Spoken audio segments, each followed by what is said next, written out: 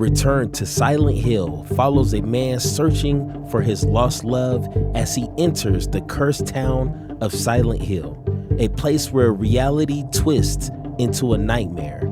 As the fog closes in, he faces terrifying creatures and haunting visions that blur the line between guilt, memory, and survival. Hey guys, thank you for clicking this video, and my question for you is, have you seen Return to Silent Hill? So let me go ahead and start off with my overall experience with this movie, and then we're going to get into a few details of the highlights and letdowns. And trust me, it's a lot more letdowns than anything, but I think I went into this movie expecting a lot, and especially after the original Silent Hill that probably scarred a lot of people in my generation. I think my expectations were really high, and maybe that was not good because it didn't even come close to us, the Silent Hill that we all kind of grown up and love. And some of the character decisions fed into this letdown. I mean, the bar was already high. It didn't reach it. And then to add on top of it, it was just like a really mixed movie that felt like it didn't even know where it wanted to go. And throughout every moment, every decision, every,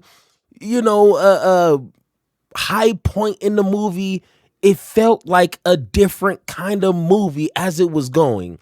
And without giving any spoilers, I walked out of the movie theater with more questions than when I walked into the movie theater.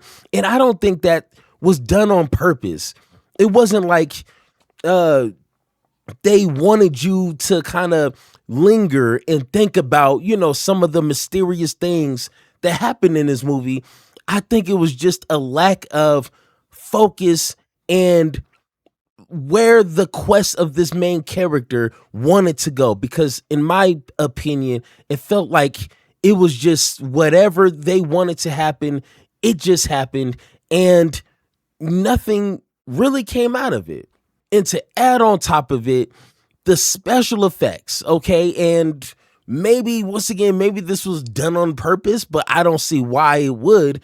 But honestly, it felt like something out of PlayStation 2 type of effects. And, just kind of with the weirdness of the movie, it kind of fit along with it. So that kind of it was kind of funny to see at some points. But in 2026, with a name like Silent Hill, you would think they put a little bit more effort, a little bit more, I don't know, money, people, whatever the case is. It felt like it was lacking in a lot of areas, and that pulls you out from the immerse experience. And that happened quite often. And at some points, it kind of didn't feel scary anymore. And I am a scaredy cat. I don't like scary movies. And this wasn't scary because, like I told you, the character decisions and what they were going through didn't really stick.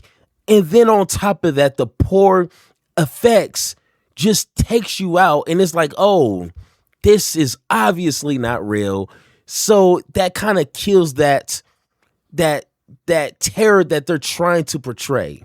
And then just real quick, the ending, and not giving any spoilers, but everything that the main character was going through, all the mazes and obstacles and monsters that he came encounter to, the ending kind of felt underwhelming. It made it feel like the character really kind of went through all that for no reason.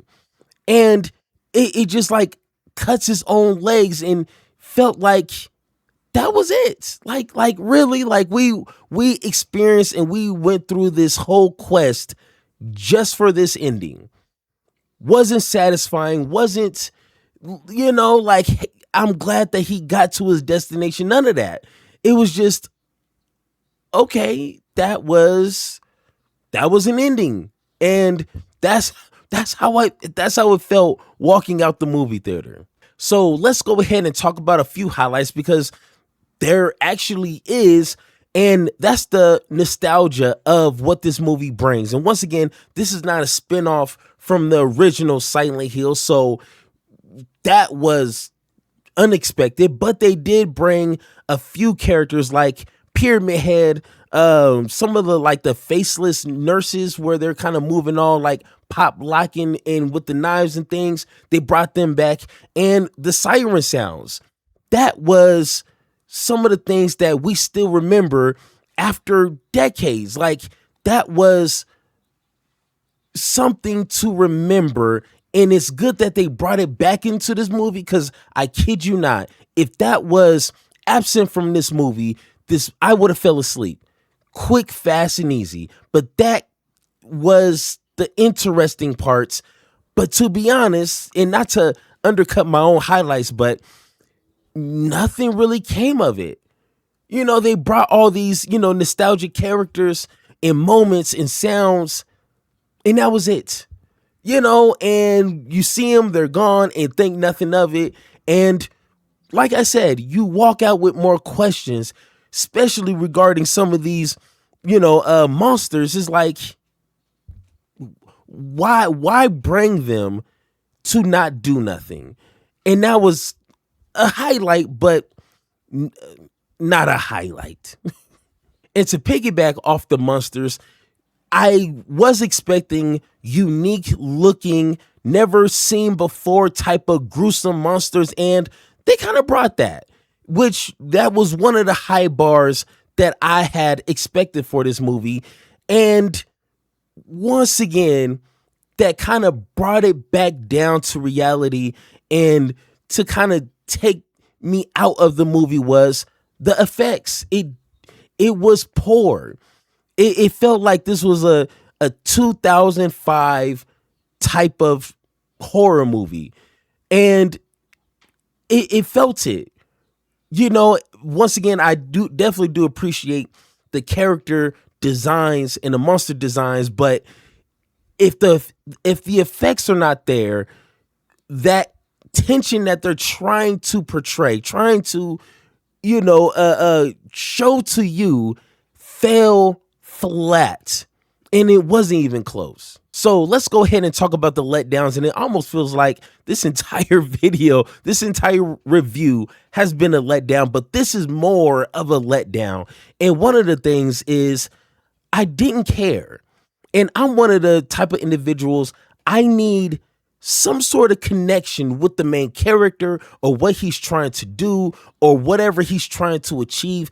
I need to believe what he believes or she believes or the group, and they didn't give that to me. The movie right away gets into the action, and he's looking for his girlfriend, kind of not girlfriend, and he was even questioned if he's looking for his girlfriend, and he didn't even really know. So I was confused, like, you brought me here. You brought me to this scary town, and you don't even know if this is really your girlfriend or not.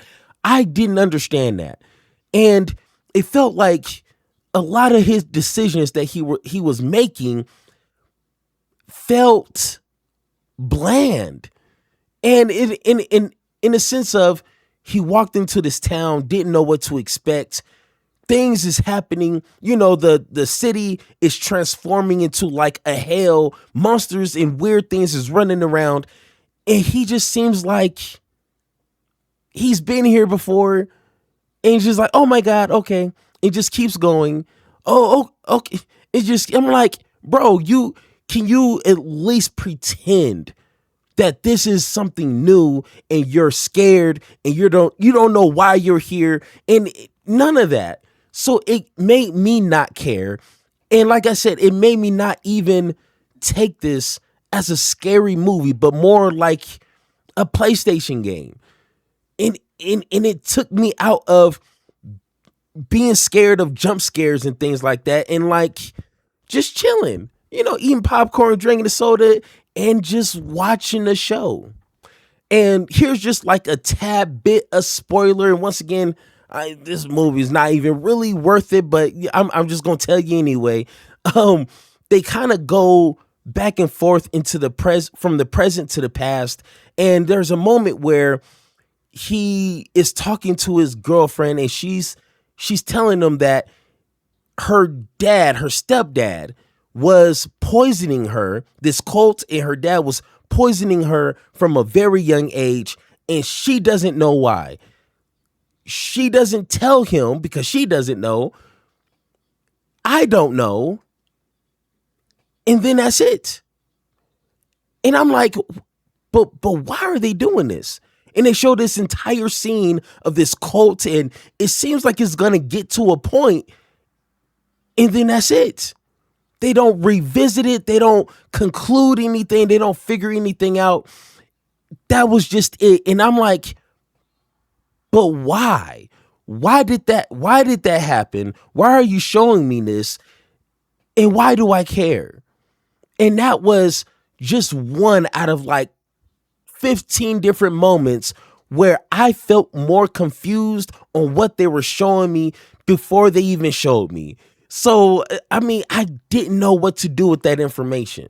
So to go ahead and wrap this up with my grading scale, and once again, I'm going to get some graphics to kind of make this more visual for you guys. But once again, an A is drop what you're doing, spend the money that you got to spend to watch this movie in the theater, because trust me, you're going to get your money's worth. And then a B is wait for it to come on streaming. If you do got the money and the time, watch it in the theater, but it might be more comfortable in your own home.